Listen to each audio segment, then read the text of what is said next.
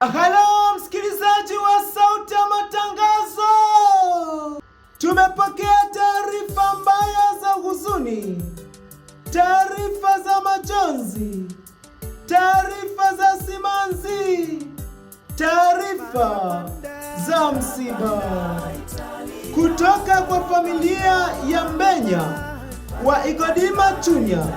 Inasikitika kutangaza kifo cha mpendwa wao Mariamu Mbenya mwenye umri wa miaka 53 kilichotokea tarehe 23 mwezi wa 6 mwaka 2026 majira ya saa 3 asubuhi huko nyumbani kwake Godima alipokuwa akiendelea na matibabu.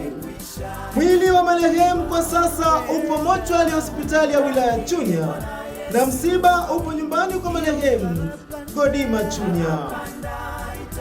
Mazishi yatafanyika tarehe 24 mwezi wa 6 mwaka 2026 majira ya mchana katika makaburi ya Godima Chunya. Habari ziwafikie ndugu, jamaa na marafiki popote walipo. Taarifa hii imetolewa na Benjamin Ngombe, mwanafamilia. Aidha, Sauti ya Matangazo tumepokea kwa mshtuko na simanzi taarifa za kifo cha mama yetu mpendwa Mariamu Mbenya, na kwa masikitiko makubwa tunatoa pole kwa familia.